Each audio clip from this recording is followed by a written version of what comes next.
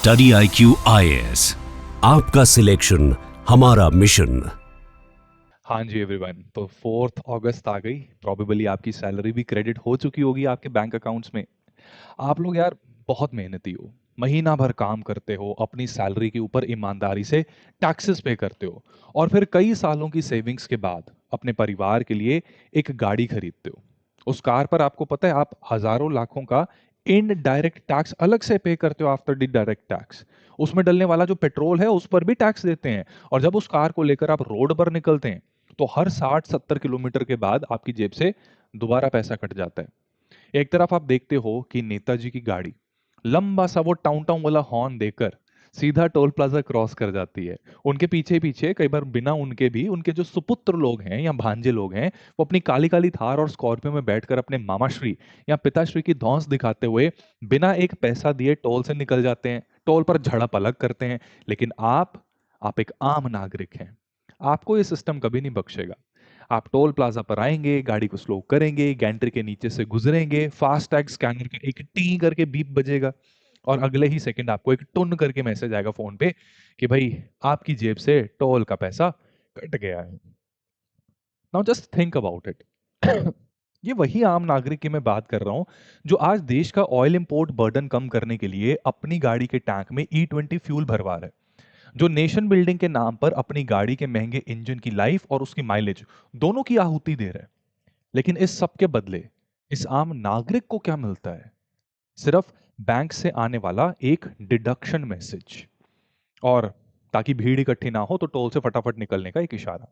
दोस्तों, मेरा नाम चंदन शर्मा है। मैं स्टडी IQ में सीनियर फैकल्टी हूँ, हिस्ट्री और करंट अफेयर्स का। हिस्ट्री का एक बड़ा सिंपल सा रूल रहता है।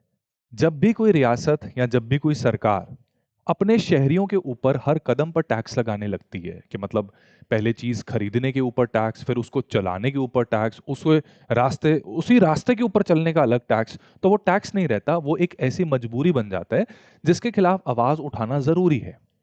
आज हम आम आदमी की इसी सबसे बड़ी दिक्कत के बारे में बात करने वाले हैं। और इसमें पॉइंट यही रहेगा कि क्या इंडिया को हाईवे टोल टैक्स ये खत्म कर देना चाहिए, हाँ या ना। अब यहाँ कुछ लोग मुझे ऑब्वियसली एनुअल पास का मैथमेटिक्स समझाएंगे कि भाई 3,000 रुपए देकर 200 ट्रिप्स का पास ले लो तो टोल सिर्फ 15 रुपए का पड़ेगा। सुनने में ये मैथमेटिक्स बहुत अच्छा लगता है, बट रियलिटी ये है कि एक आम मिलेनियल हफ्ते में 5 दिन उसी सेम टोल से क्रॉस नहीं करता। सस्ते टोल का इल्यूजन देकर आम आदमी के ये 3,000 रुपए एडवांस में ब्लॉक करवा लिए जाते हैं उस सर्विस के लिए जो वो शायद कभी पूरी तरह से अवेल भी नहीं कर पाएगा। और जो कमर्शियल व्हीकल्स है उस पर तो ये पास है ही नहीं। लोग ये भी कहते हैं कि टोल अगर नहीं होगा तो रोड्स कैसे बनेंगी, डेवलपमेंट कैसे होगा। लेकिन क्या आपको पता है कि अभी हाल ही में पार्लियामेंट के अंदर यूनियन ट्रांसपोर्ट मिनिस्ट्री ने जो फिगर्स सामने रखे हैं वो क्या कह रहे हैं? फाइनेंशियल ईयर 2025 टू 26 में भारत का टोल का पूरा कलेक्शन 70,278 करोड़ रुपए पहुंच गया। 70,000 करोड़ से भी कई ज्यादा है ना। तो पिछले 4-5 सालों में ये नंबर डबल से भी ज्यादा हो चुका है। अकेले उत्तर प्रदेश की अगर मैं बात करूं तो 8,800 करोड़ का ये आंकड़ा क्रॉस कर चुका है। सरकार इस 70,000 करोड़ रुपए को यूजर फी कहती है। लेकिन चलिए आज इस यूजर फी का पूरा अच्छे से समझते हैं।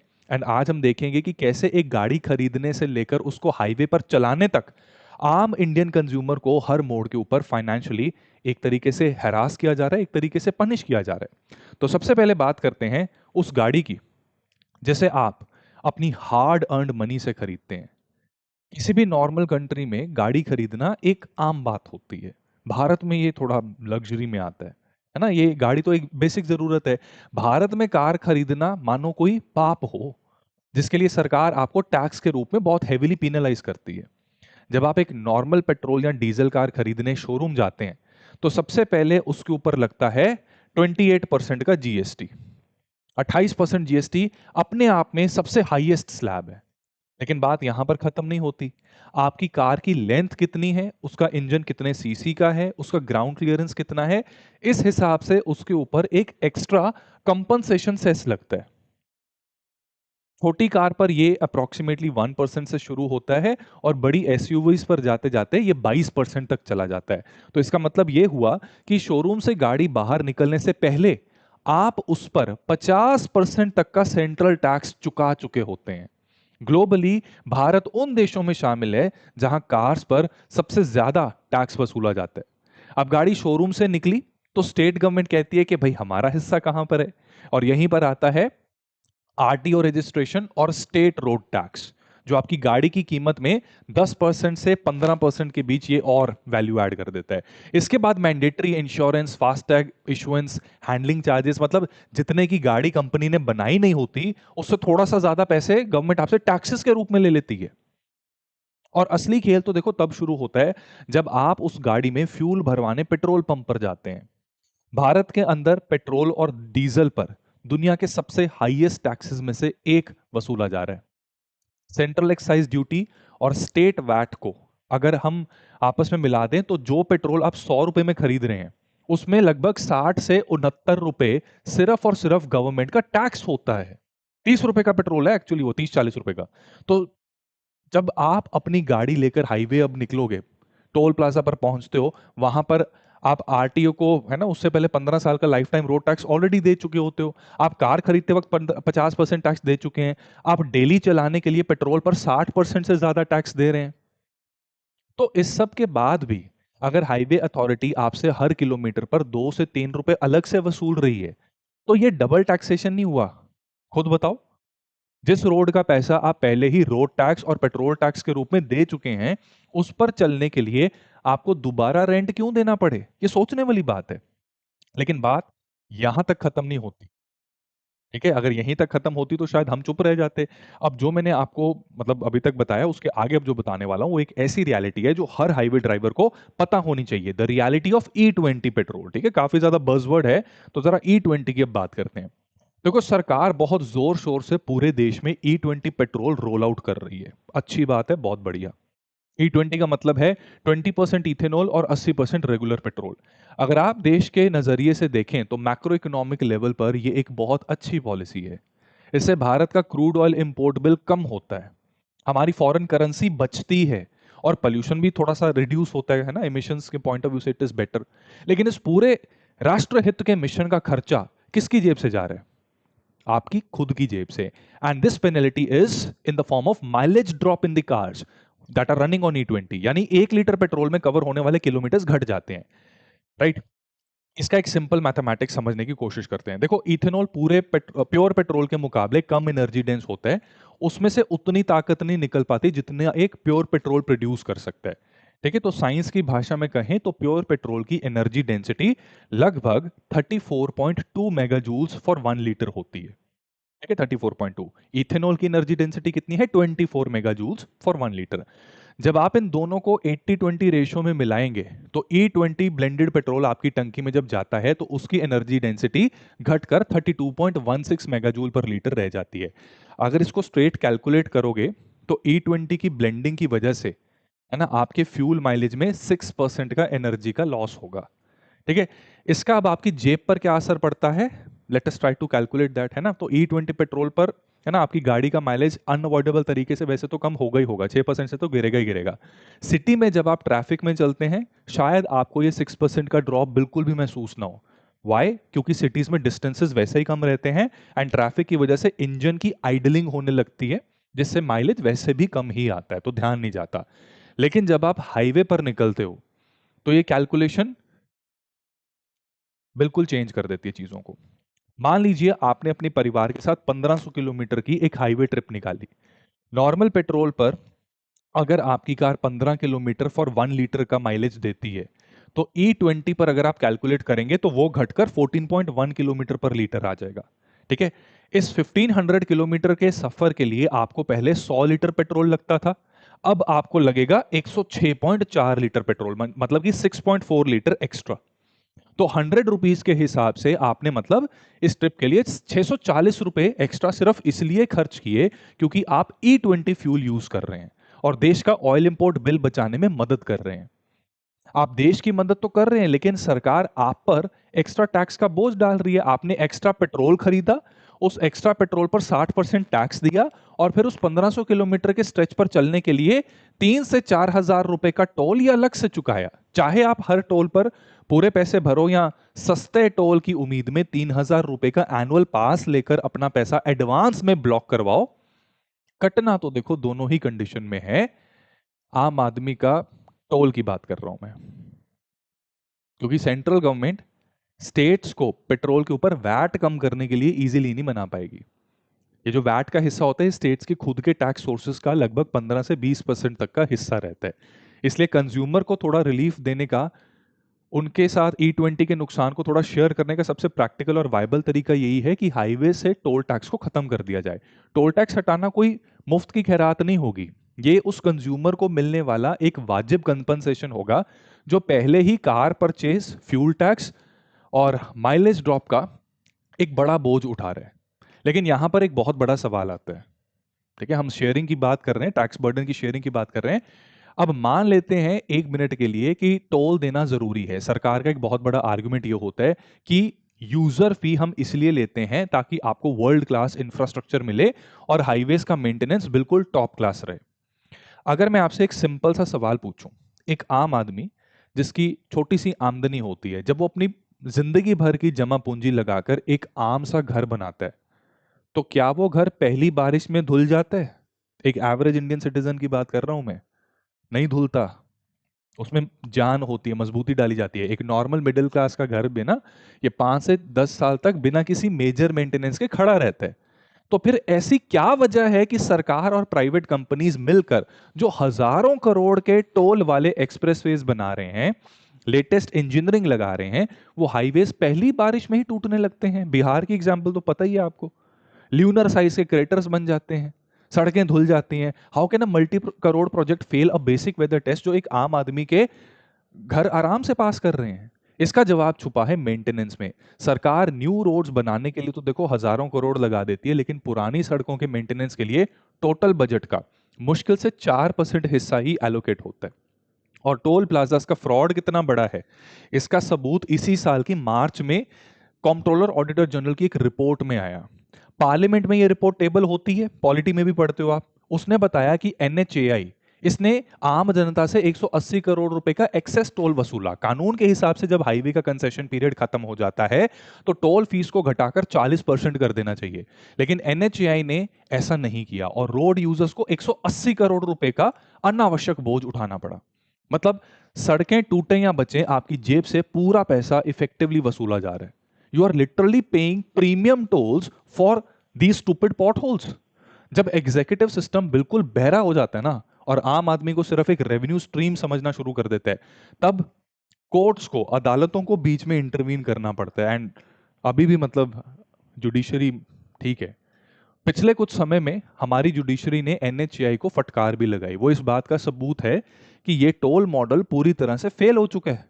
J&K हाई कोर्ट ने एक लैंडमार्क जजमेंट के अंदर NH44 के ऊपर लखनपुर और बन टोल प्लाजास, यहां पर टोल फीस को सीधा 80% स्लैश करने का ऑर्डर दे दिया, क्योंकि कोर्ट ने देखा कि हाईवे का 70% हिस्सा अंडर कंस्ट्रक्शन है, जगह जगह पर खड्डे बने पड़े हैं और डाइवर्जन अलग हैं। तो कोर्ट ने स्ट्रिक्टली कहा कि टोल प्लाजा सिर्फ पैसे छापने की मशीन नहीं हो सकती। अगर सड़क खराब है तो पब्लिक से टोल वसूलना मॉरली और लीगली दोनों तरीके से गलत है। बिल्कुल इसी तरीके से केरला हाईकोर्ट ने पालियक्करा, ये एक टोल प्लाजा का नाम है, उस पर NHAI को टोल लेने से पूरी तरह रोक दिया। जब मैटर सुप्रीम कोर्ट तक गया तो पिछले साल अगस्त में क्या हुआ कि सुप्रीम कोर्ट ने क्लियरली कहा कि कम्यूटर्स को एक अधूरी और गड्ढों से भरी हुई सड़क पर चलने के लिए टोल पे करने पर मजबूर नहीं किया जा सकता। सो हमारी जुडिशरी, उनका मैसेज क्लियर है, नो गुड रोड्स मतलब नो टोल। लेकिन बात सिर्फ पॉटहोल्स की नहीं है, खड्डों की नहीं है, बात जिंदगी और मौत की भी है। अगर ये टोल का पैसा वाकई वर्ल्ड क्लास सेफ्टी दे रहा होता तो जो आंकड़े हैं ना ये बड़े अलग होते हैं। लेकिन आंकड़े क्या बता रहे हैं? आज भारत में हर रोज करीब 377 लोग रोड एक्सीडेंट्स में अपनी जान गंवा देते हैं। अगर हम अपने पड़ोसी देश चाइना से कंपेयर करें, जहां हमसे ज्यादा पॉपुलेशन है और रोड्स पर ट्रैफिक भी ज्यादा है, या पॉपुलेशन ऑलमोस्ट सेम है, तब भी इंडिया में रोड फर्टिलिटीज चाइना से कहीं ज्यादा हैं। चाइना ने पिछले कुछ सालों में हाईवे सेफ्टी डिजाइन इंप्रूव करके अपनी रोड डेथ्स को 1/3 1/3 तक कम कर दिया है। लेकिन इंडिया में यहां सारा ब्लेम ह्यूमन एरर या ओवर स्पीडिंग के ऊपर थोप दिया जाता है। लेकिन क्या हम उन फॉल्टी हाईवे डिजाइन की बात करते हैं? बिना वार्निंग वाले स्पीड ब्रेकर आ जाते हैं, मिसिंग साइनेजेस हैं, खराब बैंक्ड कर्व्स हैं, और हाईवे के बीच में अचानक आ जाने वाले ये कैटल प्रॉब्लम, कट्स। एक ड्राइवर अगर टोल्ड हाईवे पर चलते हुए एक बड़े खड्डे से टकरा जाए और अपनी जान गंवा दे, तो ये ह्यूमन एरर नहीं है, ये उस इंफ्रास्ट्रक्चर का फेलियर है दोस्तों, जिसके लिए उसने टोल चुकाया था। Why should an Indian citizen pay a premium toll for the privilege of driving on roads that are statistically the deadliest in the world? So ये जो यार ये बातें कर रहा हूँ, रैंटिंग का फायदा नहीं है। अब बात है कि इसका कंक्लूजन क्या निकलता है। देखो, the continuation of the toll tax system in India, it is economically oppressive and ethically indefensible. ये कहना कि बिना टोल के रोड्स नहीं बन सकती एक बहुत बड़ा झूठ है। अगर सरकार एक कार पर 50% टैक्सेस, फ्यूल के ऊपर 60% टैक्सेस और आरटीओ से 15 साल का रोड टैक्स एडवांस में ले रही है, तो रोड बनाने का पैसा आम आदमी पहले ही दे चुका है। सोचो इस बारे में जो मैं बोल रहा हूं। ये टोल टैक्स सिर्फ इनएफिशिएंसी को छुपाने का एक तरीका है। इस टोल टैक्स को हटाने से सिर्फ आपके और मेरे वो 500 रुपए नहीं बचेंगे, इसका मैक्रो इकोनॉमिक असर बहुत बड़ा होगा। You can't even imagine. आज जब एक ट्रक अपना सामान लेकर देश के एक कोने से दूसरे कोने तक जाता है, तो वो हजारों रुपए टोल टैक्स में देता है। कमर्शियल व्हीकल्स पे तो एनुअल पास भी नहीं है ना? तो वो पैसा आखिर में किसकी जेब से निकलेगा? वो ट्रक वाले का थोड़ी ना है। वो जो भी सब्जियां, जो भी इलेक्ट्रॉनिक्स हैं या जो भी कपड़े हैं, उनकी कीमतों के अंदर जुड़ जाएगा इनपुट कॉस्ट की फॉर्म में, और आप और मैं ही पे करेंगे उसको। टोल टैक्स खत्म होने का मतलब है कि सीधा फ्रेट कॉस्ट का कम होना होगा, जिसका डायरेक्ट असर देश की इन्फ्लेशन यानी महंगाई को कम करने पर पड़ेगा। और सबसे बड़ी बात, E20 पेट्रोल के आने के बाद जब सरकार जनता से उम्मीद करती है कि हम 6% माइलेज का नुकसान उठाकर देश का तेल इंपोर्ट बचाएं, तो सरकार की भी तो ये मॉरल रिस्पॉन्सिबिलिटी बनती है ना कि वो हमें कुछ लीवरेज तो दे, कुछ तो गुंजाइश दे। क्योंकि सेंटर देखो फ्यूल पर वैट को इजीली कम नहीं कर सकता। So the only logical and actual powerful practical lever that they have is the highway toll. एक आम इंडियन, है ना, गाड़ी खरीदना मतलब उस किस तरह से ये सारी चीजें चलेंगी, सजा बन जाती हैं ये। खड्डे, double taxation, endless FASTag deduction, पता नहीं ये लूप कभी बंद नहीं होता। So it is time that India ends the toll tax. तो दोस्तों, अगर आपको ये फैक्ट्स और जो भी मैंने यहाँ पर मैथमेटिक्स को यूज करके जो भी समझाया आपको, है ना, अगर आप चाहते हैं कि ये डबल टैक्सेशन के मुद्दे पर आवाज उठे, तो इस वीडियो को अपने हर उस दोस्त और परिवार वाले के साथ शेयर कीजिए जो टैक्स दे देकर थक चुका है। कमेंट सेक्शन में आप भी लिखिए and told tax, hashtag and told tax, इसको ट्रेंड करवाइए और मुझे बताएं कि आपके एरिया में टोल प्लाजा का क्या हाल है। Let's try to make this conversation too loud to be ignored. बाकी मैं चंदन शर्मा मिलता हूं आपसे अगले वीडियो में। तब तक के लिए अपना ध्यान रखें, घर पर ही रहें, बारिश का मौसम है तो घर पर तले हुए पकौड़े खाएं। ज़्यादा खड्डों भरी सड़कों के ऊपर जाने का फायदा है नहीं, गाड़ी हो सकता है आपकी फंस भी जाए, खराब भी हो जाए, है ना, और टोल अलग से आपको पे करना पड़ेगा। So just have fun, chill कीजिए। और अगर आप यूपीएससी आईएएस की प्रिपरेशन कर रहे हैं, तो देखो जो टॉपिक आज हमने डिस्कस किया, it is a very crucial and an integral part of a very important debate जो आपके जनरल स्टडीज 2 और जनरल स्टडीज 3 में नजर आती है। ठीक है, GS3 में एक क्लियरली फ्रेज दी हुई है, एनर्जी, इंडस्ट्री एंड इंफ्रास्ट्रक्चर, तो ये उसका भी पार्ट बनता है। और गवर्नेंस के पॉइंट ऑफ व्यू से, ठीक है, ये आपका GS2 का भी पार्ट बनेगा, the things that we discussed, है ना, कि टोल टैक्स लेना भारत में कितना जायज है। तो जो भी पॉइंट्स हमने डिस्कस किए हैं, इसके इर्द गिर्द सवाल पूछा जा सकता है। और अगर इसी तरह से आप पूरी एंड टू एंड प्रिपरेशन करना चाहते हैं, तो स्टडी IQ की वेबसाइट पर जाकर I think you should check out our P2I batches, जिसने लगातार पिछले कई सालों से आउटस्टैंडिंग रिजल्ट्स प्रोड्यूस किए हैं, राइट। एंड इसके हमारा जो बैच है, ये कल इसमें एडमिशन क्लोज हो रही है, ठीक है, for 2027 the admissions are closing tomorrow. So anyone who is interested, you can use the code CS Live for the maximum discount, या फिर अपनी स्क्रीन के ये बॉटम लेफ्ट पर एक नंबर आपको नजर आ रहा होगा, राइट, तो इस नंबर पर आप कॉल करके फर्दर हमारे कोर्सेज की जानकारी ले सकते हैं। The number is 9240231046। ठीक है, हमारे पास 2028 और 29 के भी कोर्सेज हैं। सो टिल देन अपना ध्यान रखिए, मिलते हैं अगली वीडियो में। टेक केयर, जय हिंद। स्टडी IQ IAS, आपका सिलेक्शन हमारा मिशन।